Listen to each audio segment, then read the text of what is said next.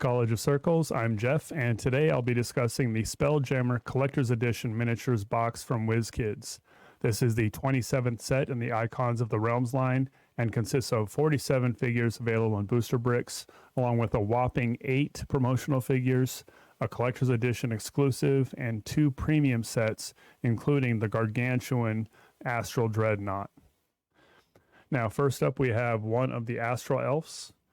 This one is, in terms of the sculpt and the paint, is pretty basic. And then, like most of the Astral Elves, it has this helmet obscuring any detail on the face.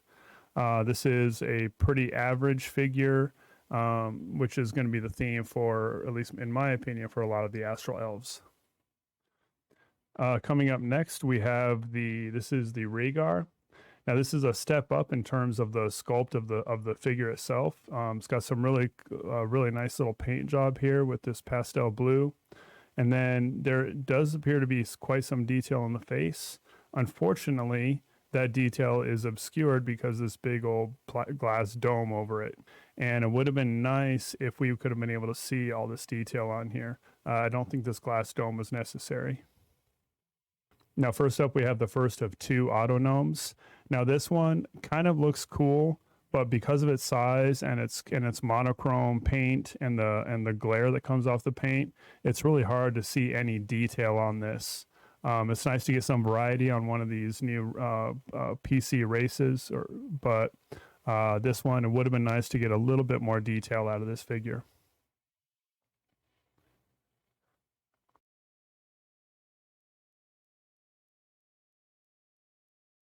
All right, next up we have one of my favorite little figures that's come out. This is the Chwinga, and there's just something about the pose on this guy.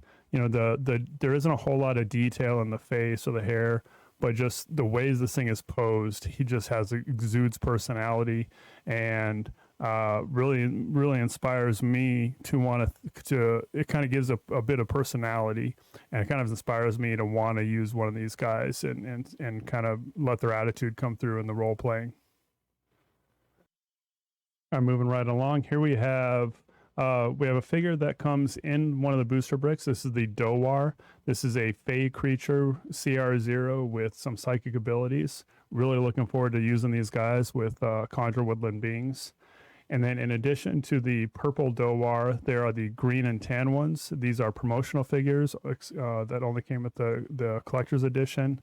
And I think they only meant to send 2, but they did send 2 of each. So that's good to go.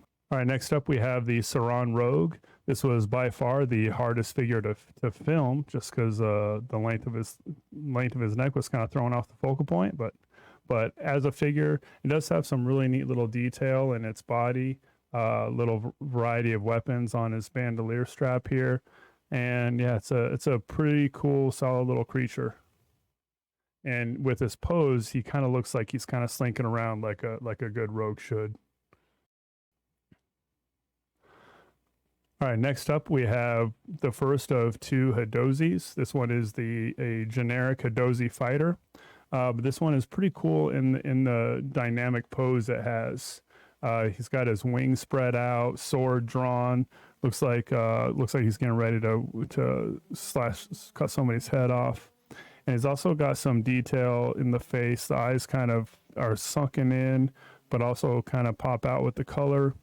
The outfit is pretty generic, but I mean, overall, this is a solid figure. All right, now we have the Jammer Leech. Now this is, it's hard to call this a creature, although it is a creature, but it almost looks like set dressing. A lot of sets have a figure like this, like Swarm of Rats, Swarm of Bats. Not a whole lot to say about this. It does the job it's supposed to do. Kind of would have been nice to see another figure in its place, but you know, overall, it's doable. All right, here we have one of my favorite little creatures in this set.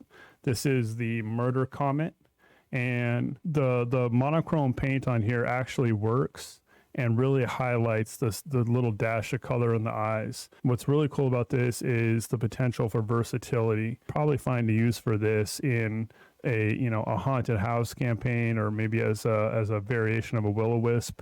But yeah, this is just a super cool figure. A lot of detail in this silver flamed head.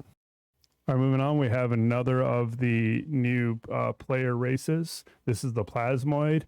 And yeah, it's a solid figure. It's about what what you would expect from this type of creature. The only thing that would have been nice is if it had one of its appendages coming off of it besides the 2 arms and 2 legs. That would have kind of signified what its abilities are.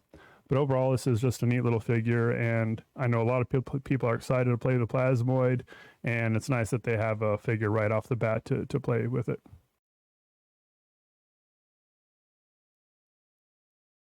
Continuing the run of player characters, PCs here, we have a Thri-Kreen. Now this one does have a super cool sculpt on it. The hands are a little wonky, and one of its appendages appears to be missing a hand. If you're looking at its face, his face looks really cool, and his antennas are kind of like bent down, almost in a threat pose, like it's being alerted to some kind of danger. Real nice attention to detail on this figure, and it's a solid little Thri-Kreen fighter. All right, coming up now, we have the second of the Hadozees. This one is actually a PC from the Light of Xerix adventure book.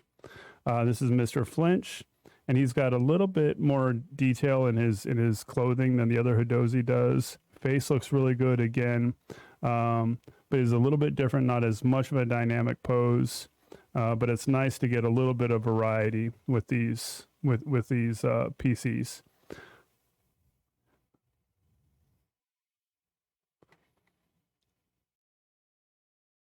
Here we have another creature.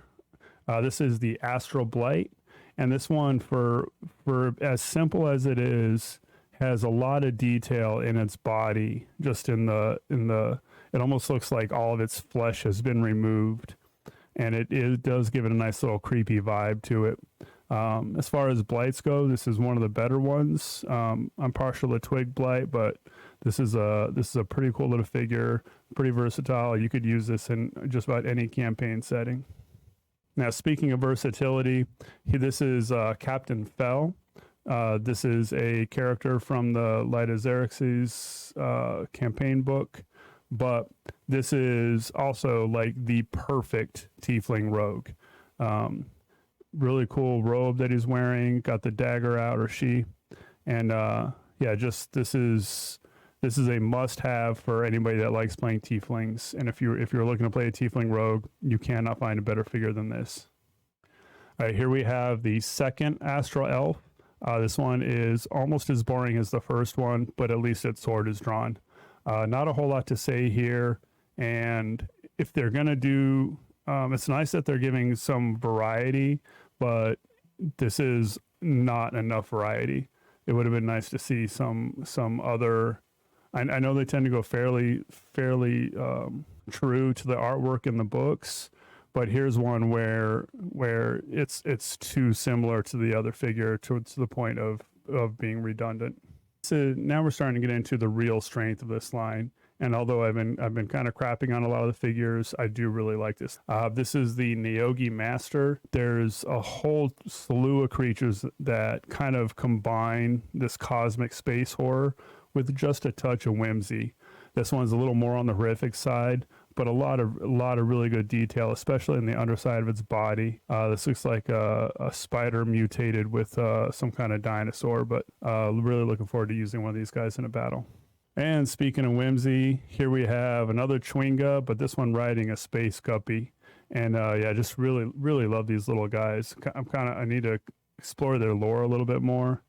And looking at the face of this Guppy, it almost looks like its face is upside down, which is a neat little detail. A lot of detail packed in this little guy. Super cute and a lot of fun here. And here we go, cranking the whimsy up to 11. Now we have Psychic Penguin on a flying pig. The Dowhar on Space Swine. This is super cool. Again, a lot of neat detail, particularly in the face of the swine, the feathers and the wings. This is, WizKids has really come a long way in the last couple of years, and this is a really solid example. Super imaginative. I don't know if I'll be actually running a Spelljammer campaign anytime soon, but if I do, even if I don't, I'm going to find a way to make some use for this guy. All right, here we have the Fair with its tentacles, multiple eyes, huge protruding human mouth, and kind of exposed brain. This is a throwback to like 1950s alien movies. Really cool, kind of horrific, but still has that touch of fun to it.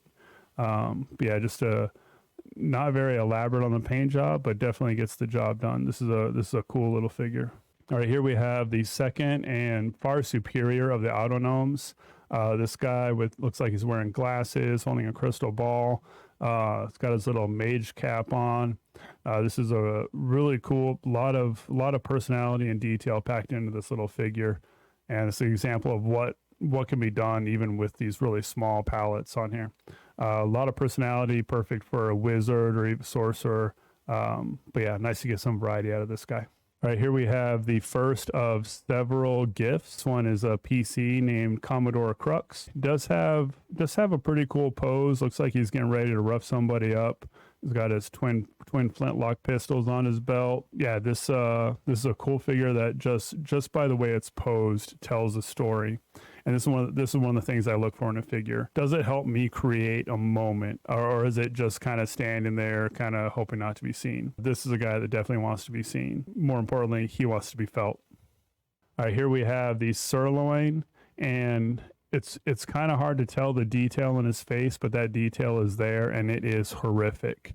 There's just something about the expression on this guy is just so creepy. And then the fact that he's wearing like a leisure robe from the 70s, this thing is disgusting, and that's what makes it great.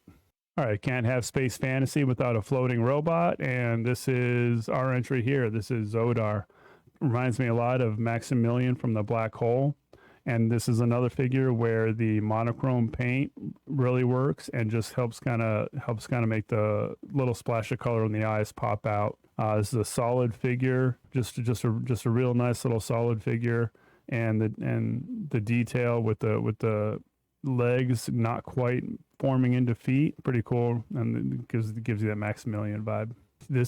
Here we have the Spelljamming Helm. And this is by far the most disappointing thing in this lineup. This is more of a set dressing than a figure. Imagine you're a kid, you buy a booster brick, and one of the 4 figures you get is a chair that not a single thing can sit on. There's so many things that could have been here instead of this. Solar or Lunar Dragger Wormling, Space Mollyhawk, Starlight Apparition. This is kind of a waste of a figure.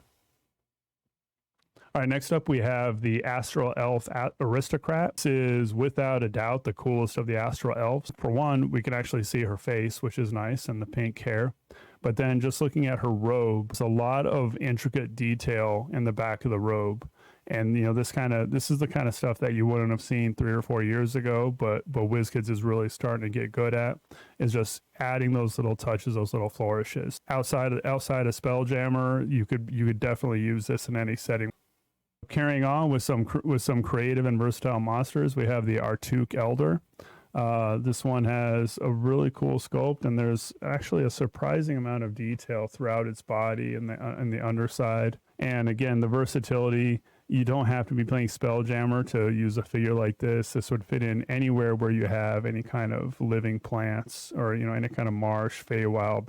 This is a figure that would fit in quite well. All right, cranking the whimsy up to 11, we have the Monger. This is one of the figures, as soon as I saw it, made me want to buy this set. This is just super cool and perfect for the Spelljammer set, but also versatile enough. This could be a beholder that wanted to become a rock, or something like that. So just really cool. All the little popping out veins in the eye, the rows of gnarled teeth. This thing is really cool. All right, next up we have the Eleutherid, and this is by far the best Mind Flayer figure I've seen. It sits on a large base, so you would have to either put it on a smaller base or just let people know. But you know, I just wrapped up a Mind Flayer campaign, and I would have loved to have had this figure with it. There's so much detail in the robe. There's a little skull standing behind the tentacles, the little back piece that comes up. Just an amazing figure. Again, best Mind Flayer I've ever seen. All right, here we have one of the gargantuan figures. This is Braxit, kind of a rhinoceros, giant rhinoceros figure. Big hunk of plastic, but also with a lot of detail on the skin. The skin, there's like a porousness to the skin that you can rub your fingers over, and it feels like what you would expect a rhinoceros to feel like. It's kind of cool that you would get this in a $20 box of figures, but it also highlights why the Spelljamming Helm is so disappointing. Next up, we have the Gauge. This one is this is a cool little alien monster. Very much reminds me of the Silk Striders from Morrowind. It's got the same kind of insect-like vibe, but it's really cool. It's got some nice little detail in the face, the legs, solid build, cool paint, just a nice little figure here. All right, next up we have the Mercane. Now this also, there's a variation of this that's a PC in the adventure, but this is just something about his face just makes him look wise and sad and forlorn. It's a real nice detail and real nice touches on the face. The body itself, just and this is where a real basic pose actually works for this figure. This is somebody that looks like he would be moving very regally and very slow, and they capture it quite well in the pose. All right, now we have probably the most horrific figure in this entire lineup, the Neotalga. This thing, looking at its back, it looks like it has giant egg sacs all over its back, multiple eyes, the gnarled, sharp teeth. This is the kind of monster that could actually give players nightmares. I love it. It's one of the best monsters in this set. Absolutely horrific. All right, moving on, we have the Void Scavver. This is another just horrific looking monster. There's not a lot of whimsy here. A lot of really cool detail in the body. It's the third figure where it's pretty much a monochrome paint, except for the splash of color at the eye. And this is a real good design choice. It works really well in every time they've used it. It's got these really sharp razor teeth on it. Versatile. You could definitely use this in any kind of ocean setting, even outside of the Spelljammer realm. All right, here we have one of my surprise favorites. I wasn't expecting much from this, but actually looking at the figure, he's got such a cute little face on him. Some really cool detail, some good detail work in the body with the little hairs. But that face, he just looks so sad. Looks like somebody's lost pet. Looks like, yeah, he'll probably chomp your head off, but, you know, he wouldn't be happy about it. All right, continuing on with the Astral Elves, we have Prince Xeleth. Kind of hard to tell who's who because they're wearing these little helmets, and so you can't really see their faces. Also, the bodies themselves are pretty generic. And we're going to see another Prince Xeleth a little bit later on. It's okay to have one of them, but I'll talk more about the second one later. Next up, we have Princess Zedali. Now, this is a slight improvement, at least with the mold and the paint of the clothes. It's a little more interesting than the other Astral Elves. But again, these helmets that are on them they're just killing me. I can see that they put some detail in the face, but I can't see it. And I understand that these helmets are part of the Spelljammer lore, but for these figures, I really wish they had chosen to leave those helmets off. All right, here we have after the disappointing Astral Elves, we have one of my favorite figures in this lineup. This is Flapjack, little flump with a pirate captain hat on. Super fun. I again just finished a Mind Flayer campaign where I was using flumps, and it would have been really nice to have this figure for that campaign. All right, we have our second GIF of the night. This one is the PC character Warwyck Blastimoff, and this one, he does have a surprising amount of detail in his uniform here, a lot more than some of the other choices. He's got his ribbons, he's got his pipe, his pouch, a gun, a sword. Looks like he's getting ready to go on a safari, and looks like he means business. Got a lot of variety with the GIFs, and here's one of the better ones. All right, here we have one, in the pictures, this didn't really stand out, but when I actually opened these up, this is one of my favorite humanoid characters. This is Hastane. The versatility on this, she could be in any campaign as a water genasi, a triton, beautiful molding on the hair, beautiful color, and a lot of detail on the face. Kind of hard to see in the video, but you can actually see the lines on her face, like some kind of war paint or scarring. And speaking of cool, versatile figures, here we have Grimzod Garganhael. This looks like it might be one of the vampirates. I'm not sure. I'd have to look in the book. But where I would be using this is as some kind of a reborn rogue. Just a really cool figure with a mask over it. The pure white hair has a real nice mold. There's a lot of detail on the outfit, but definitely gives me that rogue vibe. Could be a Shatterkai or a reborn. This is one that could get used over and over again.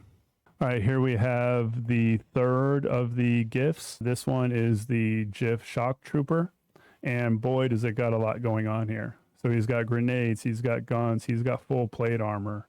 Pretty fun, definitely fits in with the Spelljammer theme. Yeah, just there's a lot here. It's fun for the right campaign. All right, here's another figure that kind of caught me by surprise. This is Topola. Yeah, just once you get up close and look at that detail, she's got like a quill in her hand, a book, a bird in her hair. This could be a really versatile figure to use as a druid or maybe a Strixhaven student, some kind of mage, but yeah, really nice detail, real nice details and flourishes on this figure. All right, and I do love my versatility, and here's yet another versatile human. Captain Elena Sartell.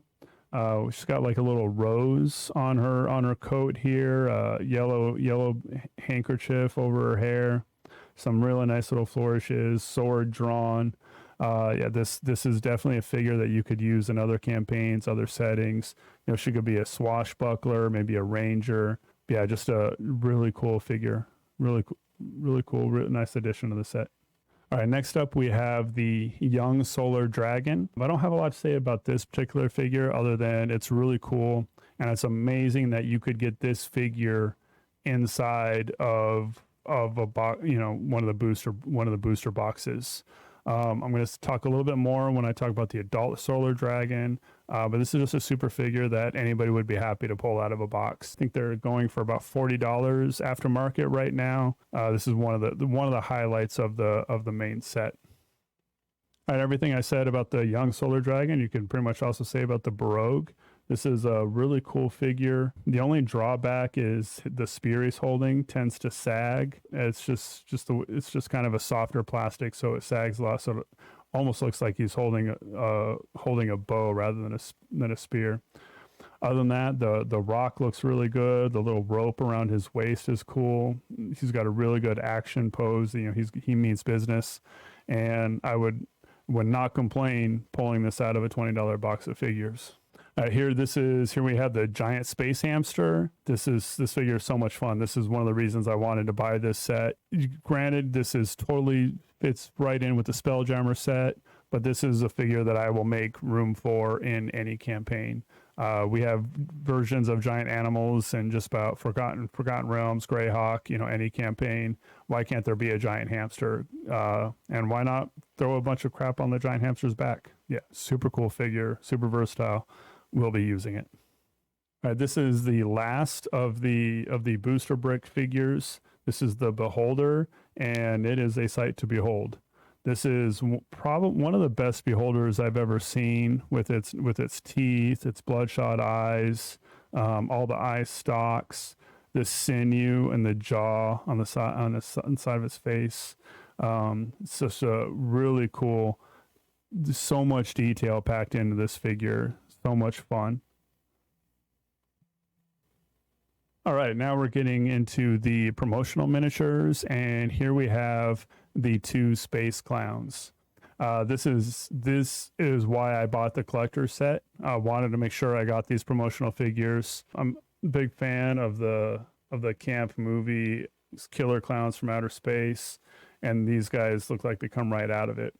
Now, I do tend to run grittier, more reality-based games, but who could hate clowns? These guys are so awesome. You got two different ones. Got the kind of tall, skinnier one, and then the little shorter, chunky clown. But they both have really murderous expressions on their faces, their guns. Yeah, big old clown shoes.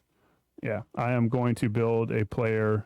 I'm going to build a character for these guys at some point. Really fun. This is why I got the set. Here we have two more gifts that I was not expecting. The first one, this is looks some kind of a bombardier, grenadier GIF. Of all the gifts, this is probably my favorite. He's got a super cool pose. He's got his backpack with the rope on it, all the grenades, his goggles. He looks like he's on a mission. Actually kind of looks like he just stepped out of a G.I. Joe comic. Really tells, again, this is a figure that tells a story, and it's really cool.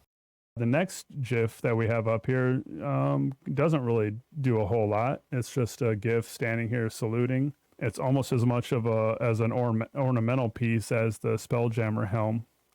Not a whole lot of detail, not a whole lot going on here. And this is, out of the 5 gifts we got, this is probably the worst. All right, next up we have the young lunar dragon. Now this is the exclusive figure, only available in the collector's box. And this is a really cool figure.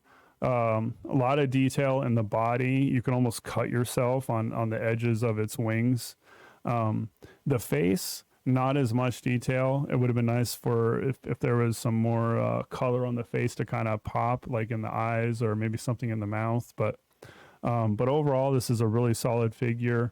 All right, next up we have the first of the 2 premium sets, this one being the Adult Solar Dragon with Prince Xeleth. We're looking at Prince Xeleth first. I'm going to go on a little bit of rant here. This is a $100 set, and what you get in it is basically the same thing as the Young Solar Dragon, just on a larger base. But the figure itself, it's got a different pose, but it's basically the same figure. There's so many things that you could have gotten. There could have been a premium set for the cosmic horror or the aesthetic, but instead we get a redundancy from other figures we could have gotten much cheaper. And this one does have where you can take Xeleth apart and actually make him riding. So Zelda comes with 2 different leg sets. But that's a construction that I'm not really a big fan of, because we already have another Prince Xeleth, and we have an almost identical Solar Dragon. I would have much rather have seen WizKids make a different premium set. Now onto premium sets that I'm not disappointed with. We have this gargantuan Astral Dreadnought.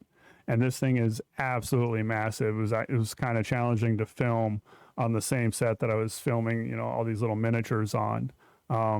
This guy is almost as big as the Tiamat or the Tarrasque figures, and in some ways, as a display piece, it's absolutely phenomenal. Like this is a figure that will command attention. But as a playing piece, these get to be a little bit too big, and they're too unwieldy to play at most game tables. But for the amount of detail that's put into this, and the tail itself has a nice little magnetic feature, so the tail will stay on. So it's a really cool figure, just not sure if it's the most practical thing you could play at your table. So anyway, this is the Spelljammer Collector's Edition set. Overall, this is one of the best sets that I think has come out, even though there's a few disappointing figures. But the ones that they hit, they really hit them out of the park. Starting with like Fangs and Talons, WizKids, the quality of these WizKids figures jumped enormously, and this is a testament to that. So much detail in most of these figures, just a lot of fun, And yeah, just looking forward to getting them out on the game table now. So hope you enjoyed that. This is the first video from College of Circles. It's been fun. It's been a challenge to record this. I've never done a video like this before. So hope you guys enjoyed it. And please go ahead and hit that like button and subscribe. Hope to be seeing a lot more content coming out soon, discussing D&D with friends and reviewing some more miniatures from my collection and as stuff comes out. So yeah, my name is Jeff. This is College of Circles. See you at the table.